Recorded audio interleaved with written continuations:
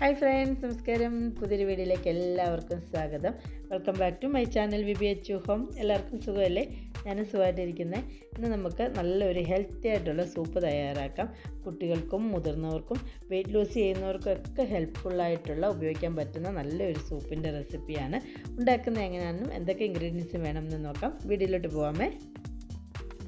Soup തയ്യാറാക്കാനായിട്ട് ഞാനിപ്പോൾ ഒരു മീഡിയം വലുപ്പമുള്ള ക്യാരറ്റാണ് തൊലിയൊക്കെ കളഞ്ഞ് കട്ട് ചെയ്തത് ഒരു പാത്രത്തിലേക്ക് ഇട്ട് കൊടുക്കുന്നുണ്ട്.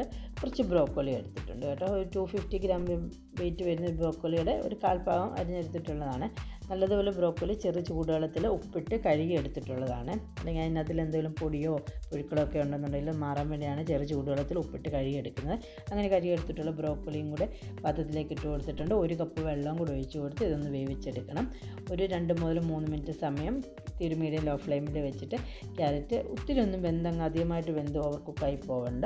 ഒരു 3/4% വെന്ത് കിട്ടിയാൽ മതിയാവും. അങ്ങനെ വേവിച്ചെടുത്തിട്ടുള്ള ക്യാരറ്റ് നല്ലതുപോലെ വെന്ത് കിട്ടിയിട്ടുണ്ട്. ഇതിനെ നമുക്ക് ഒന്ന് അരച്ചെടുക്കണം. ചൂടൊക്കെ ഒന്ന് പോയതിന് ശേഷം ഒരു മിക്സർ ജാറിലേക്ക് ഇട്ട് കൊടുക്കുക. ബാക്കി അതിനകത്ത് വരുന്ന ആ വെള്ളം കൂടി ഒഴിച്ച് കൊടുത്ത് നല്ലതുപോലെ ഒട്ടും പീസായിട്ട് കിടക്കാതെ നല്ലതുപോലെ ഇതൊന്ന് അരച്ചെടുക്കണം. ഒട്ടും തരിതരിപ്പോട് കൂടി വരാതെ നല്ലതുപോലെ അരച്ചെടുത്ത് മാറ്റി വെക്കാം.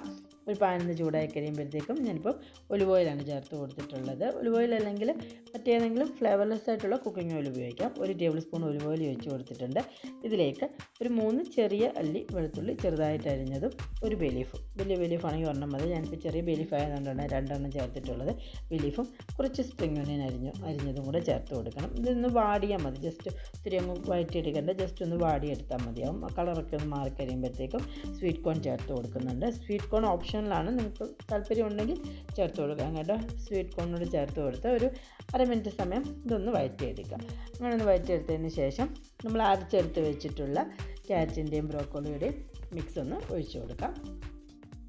മിക്സിയുടെ ജാറിൽ പറ്റിയിട്ടുള്ള ബാക്കി ക്യാരറ്റിൻ്റെ മിക്സ് ഒരു 1/2 കപ്പ് വെള്ളം കൂടെ ഒഴിച്ച് കൊടുത്ത് അതും കൂടെ ഒന്ന് മിക്സ് ചെയ്ത് ഒഴിച്ച് കൊടുക്കുന്നുണ്ട്. ഇതിപ്പോൾ നല്ലൊരു തിക്കായിട്ടുള്ള ഒരു സൂപ്പ് ആണ് നമുക്കിപ്പോൾ കിട്ടിയിട്ടുള്ളത്. ഇത് നമുക്ക് കുറച്ചുകൂടെ ഒന്ന് ലൂസാക്കണം. നിങ്ങൾക്ക് ഏതൊരു കൺസിസ്റ്റൻസിയിൽ ഏതൊരു രീതിയിൽ സൂപ്പ് വേണോ അതിനനുസരിച്ച് വെള്ളം ഒഴിച്ച് കൊടുക്കാം കേട്ടോ.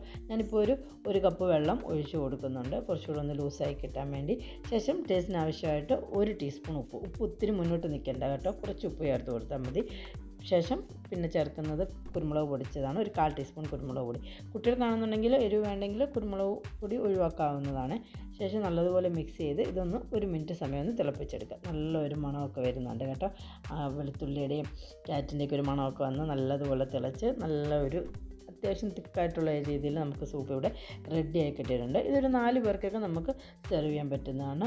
കോൺഫ്ലോറോ റൈസ് പൗഡറോ മൈദയോ ഒന്നും ചേർക്കാതെ തന്നെ നല്ല ഹെൽത്തി ആയിട്ടുള്ള ഒരു സൂപ്പ് ഇവിടെ റെഡി ആയിട്ടുണ്ട്. എല്ലാവരും ഉണ്ടാക്കി നോക്കണം. അഭിപ്രായങ്ങളും നിർദ്ദേശങ്ങളും കമൻറ്റ് ചെയ്യണം.